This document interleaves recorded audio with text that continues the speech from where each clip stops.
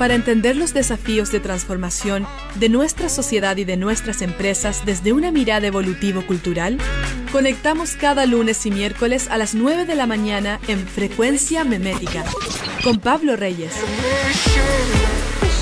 Somos Divoxradio.com.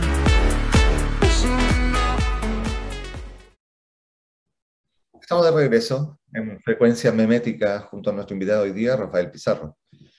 Rafael, algo que estábamos conversando, como en el escenario de aquí al 19 de diciembre. Yo una vez escuchaba una entrevista a la Pamela Giles que le hacía Comando Jungla, ¿ja? Macari, el Pirincho y Fredes, y ella una de las cosas que decía, como que me pareció bastante acertado, eh, el mundo político tradicional no sabe entender el lenguaje simbólico, no lo sabe escuchar, por lo tanto sigue anclado a sus lógicas tradicionales, simbólicas, sigue anclado a sus banderas, o sea, no es menor que Boric ayer saliera como hablando de Allende en su discurso. ¿Ya? O sea, como que sí, las personas que habrán estado y que estarán ahí en esa conversación, ya votaron por Boric y definitivamente no van a votar por Kast. Entonces, eh, ¿cuáles son los símbolos? Los nuevos símbolos que tenemos que empezar a mover. De alguna forma los símbolos van jalonando la evolución, digamos, como, Sí, ¿cuáles son los que aparecieron? sí, fíjate que, a ver, yo creo que en términos simbólicos hay un hecho que está presente que uno debiese estudiar más en profundidad, ¿no? Y que tiene que ver un poco también con una lógica más individualista, ¿ya? Creo que la gente se moviliza cuando siente que su entorno inmediato o de manera directa ya se puede ver perjudicado o beneficiado frente a un tema. Más allá de la legitimidad del cuarto retiro o de los retiros en general, ¿no? Pero fue una forma de poder resolver desde el individuo la crisis económica, ¿ya? Un poco el fenómeno de Fabiola Campillay, ¿ya? En donde, claro, obtiene la votación que obtiene con una campaña bastante modesta, ¿ya? Yo creo que ahí también hay o sea, es el ejemplo claro de lo que puede ser el abuso de poder, ¿no? Frente a la ciudadanía. Entonces, ojo que la gente no quiere más abuso, pero tampoco está en una sintonía tan comunitaria en ese sentido, ¿ah? Sino que cuando ve abuso explícito, ya reacciona. Lo mismo ocurrió, por ejemplo, con el allanamiento por parte del Ministerio Público del Partido Comunes, ¿no? Es como, Claro. claro, o sea, reaccionaron cuando vieron las imágenes, ¿no? Ese es un despropósito, ¿ya?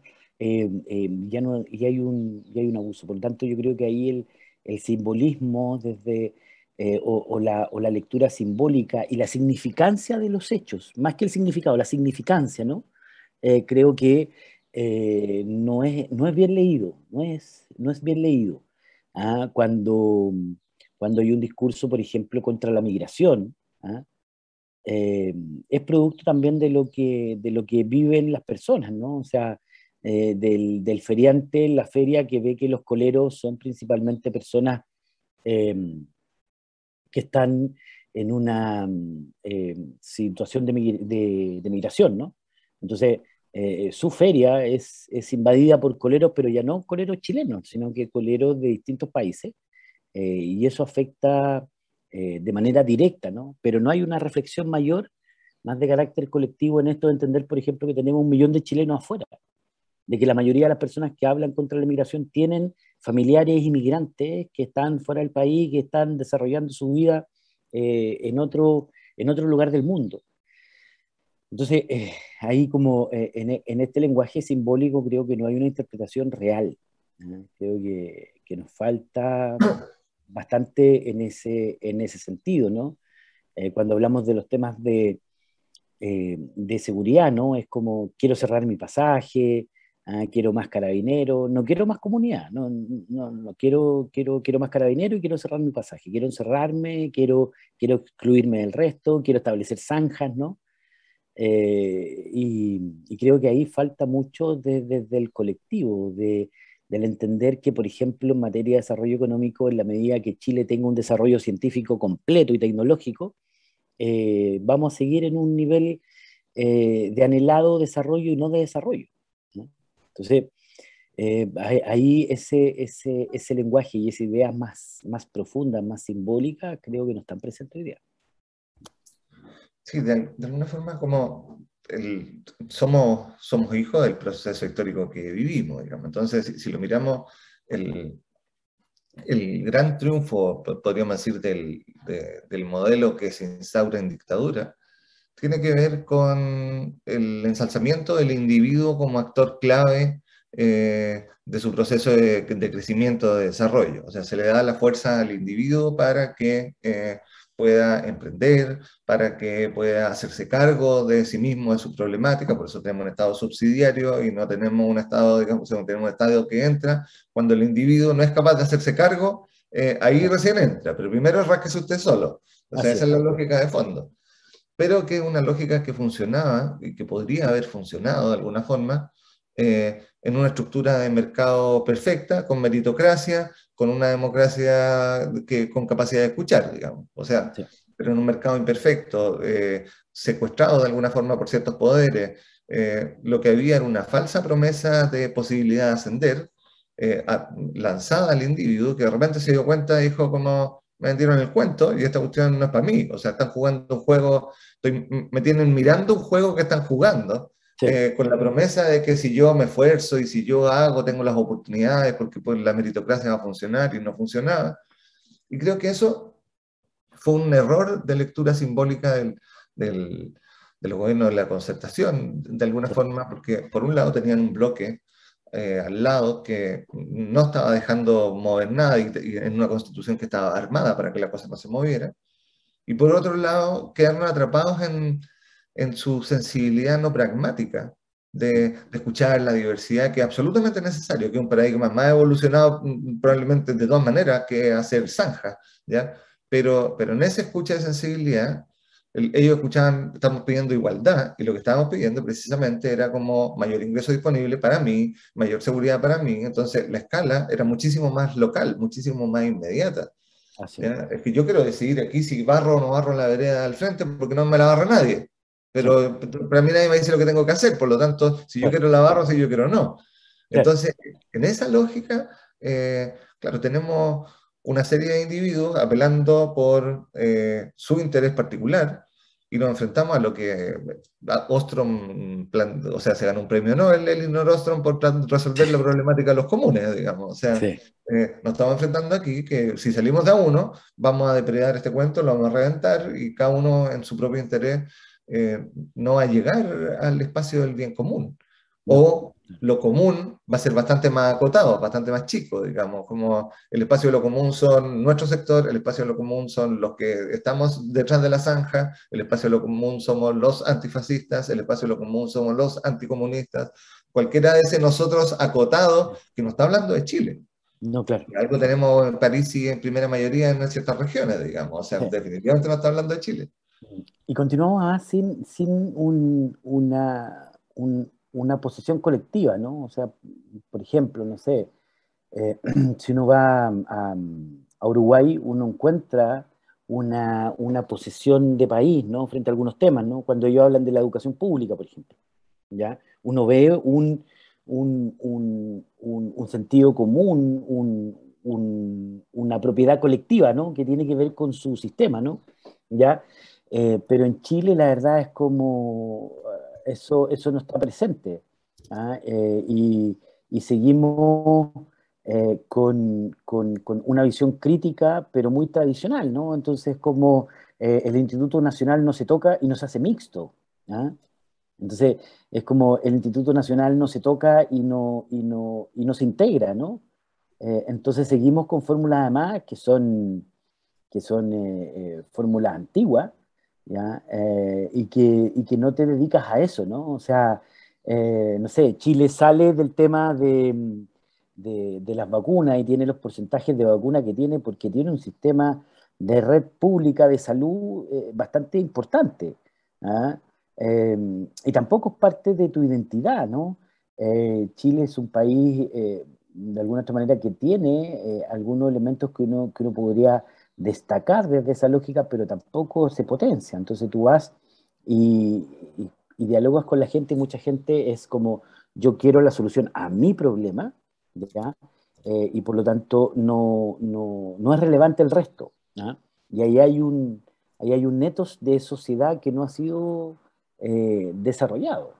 ¿Ah? Entonces, es capaz de, por ejemplo, he escuchado algunas explicaciones, ¿no? Que es como París gana en el norte porque los mineros, ¿no? No cumplen con sus pensiones de alimento, entonces, de alguna otra manera, en una zona minera, ya los hombres tienden a pensar que, bueno, si sale este tipo, ¿no? No voy a pagar pensión. No tiene ningún sustento, ¿no? Pero de inmediato incluso la interpretación viene de carácter individual. Sí, ¿Ya? claro.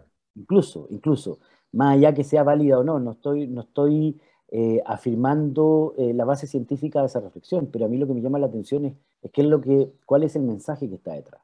Y sigue siendo el mensaje individual, ¿no? La gente busca incluso en un tema tan, tan transversal, tan loable, no tener una respuesta un tanto más colectiva, ¿no? Aquí hay un fenómeno, aquí hay una recepción, ¿ya?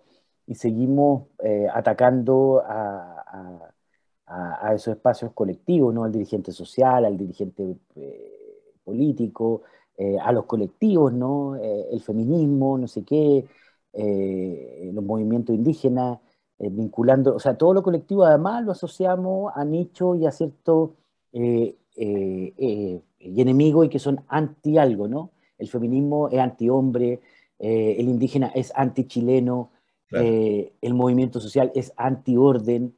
Entonces, es como cualquier expresión distinta o cualquier expresión también colectiva ya se interpreta en clave antagónica, ¿no? Ahí, y si lo ponemos por otro lado también, digamos, y lamentablemente este gobierno no ha tenido muestras de buena gestión, no ha sabido ni llevar, ni conducir, ni establecer un centro de unidad, e incluso más, se ha dedicado a orquestar la polarización, Sí. haciendo esas campañas medias truchas ahí desde el segundo piso, que uno, es el video Además, ahí oscurantista, digamos, de que venían los jinetes del apocalipsis, digamos, o sea, como ya sin ver que con eso lo que estaban haciendo era matando el centro. O sea, así al final esta cosa la orquestaron y además con una mala capacidad de gestión y respuesta. Salvo lo de las vacunas, que podríamos decir que el proceso de vacunación ha sido un proceso ejemplar. claro. La reacción inicial fue como nosotros estamos mejor preparados que Italia, Claro, digamos, seguimos estando en el oasis los campeones. claro.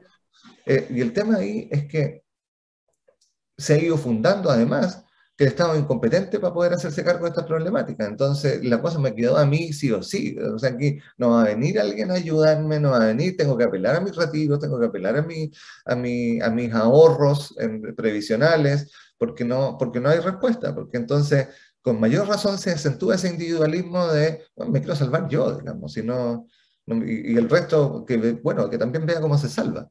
Claro, claro. Y ahí es tremendamente preocupante. Además, volvemos al punto, ¿no? Es como cuando tú deslegitimas el Estado, como lo hacen, ¿ya? Y también lo conversábamos la semana pasada, o sea, el Estado no es lo suficientemente eficiente como podría llegar a ser, pero tampoco es insuficiente, ya, perdón, ineficiente como se plantea. Entonces podemos ver dentro de los recursos escasos que tiene, ¿no? En materia de salud, lo que significa, en materia de educación, ya y en otras materias donde el Estado efectivamente refleja y demuestra cierta capacidad, como en otros que también no la tiene, y a veces no la tiene por mala gestión, pero muchas veces también por un mal diseño institucional que nadie se atreve a tocar ni discutir. ¿Ah? Entonces, lo que pasa con la Superintendencia de Medio Ambiente, o sea, el nivel de demanda, de trabajo que tiene, es imposible poder hacerlo, ¿no? La Superintendencia de Educación, que tiene que revisar y regular más de 1.200 cuerpos legales, ¿no? Y tiene muy pocos fiscalizadores por región. Entonces, es como, es como discutamos un poco más de fondo, un poco más seriamente estos temas, eh, de modo de no estar generando esta situación, ¿no?, de enfrentamientos de unos con otros. Entonces, claro, ahí es como, es un futuro más bien incierto, preocupante, donde creo que la madurez no está presente, ¿no? Y además con hechos de la vida cotidiana que nos obligan a mirarnos así, ¿no? El estallido social, la pandemia, la crisis económica. De la crisis económica no vamos a salir rajándonos por nuestras propias uñas, ¿no? De la crisis económica vamos a salir en la medida que tengamos una capacidad de ponernos de acuerdo en un cierto proyecto, ¿ya?, y ciertas condiciones que nos permitan proyectar el país en esta materia. Rafael, estamos a un minuto de cerrar. ¿Cuáles son las señales que tú esperarías estos días de aquel 19? ¿Qué cosa, cuál sería la pieza? Especulando, evidentemente, digamos, ¿cuál sería la movida que se puede hacer en este momento, digamos, o en este escenario? Mira, yo creo que ambos sectores requieren distintas señales, ¿ya? Yo creo que el sector de Kast, ¿ya?, tiene que dar una señal de estabilidad, de tranquilidad, ¿ya?, de paz y de no borrar todo lo que existe, ¿ya? Y eso yo le pedí. O sea, mira, vamos a apoyar la Convención Constitucional, vamos a apoyar el proceso constituyente que ya definió en nuestro país, vamos a generar las condiciones, nosotros como gobierno vamos a ser presidente de esta situación y queremos el éxito de la Convención Constitucional, uno. Y por el otro lado, yo creo que en el caso de Gabriel es una señal de mayor apertura, ¿ya?, de mayor apertura en otras lógicas y la disposición a generar mayorías y acuerdos que permitan darle sostenibilidad a las acciones, a los proyectos, ya que se puedan ir implementando, que no sea un continuo debate parlamentario entre uno y otros, ¿no?, sino que logre generar proyectos más de consenso. Yo diría esas son dos claves que son distintas entre un sector y otro. Algo que veo que falta, digamos, es un acto de profunda generosidad en este momento de bajar bandera, decir aquí nos tenemos que enfocar en el puente, no en la zanja, nos tenemos que enfocar porque si salimos de a uno a resolver esto, esta cosa se va a incendiar. Entonces, ambos posibles gobiernos tienen el gran riesgo de no saber tender los puentes. Creo que esto fue un golpe para la izquierda en cuanto a un golpe de humildad, que creo que es súper necesario un golpe de humildad en que la ilusión de la constituyente, tenemos que ver que habían escaños reservados, había paridad, habían listas independientes, el contexto era bien electoral, era bien distinto, digamos. Por lo tanto, no es representativo, por mucho que se crea que aquí está el Chile real, sí, pero en el escenario que tenemos, en el sistema político que tenemos, ese no es real todavía, digamos. Entonces, actos de generosidad, me gustaría a mí escuchar actos de generosidad en este momento. Sí. Tan bueno, necesario. Ya, pues, Pablo. Rafael, muchísimas gracias. Un placer, encantado de estar. Muchas gracias por la invitación y disponible cuando ustedes me indiquen. Perfecto, muchas gracias. Vamos a una última pausa antes del cierre aquí en Frecuencia Memética. Chao.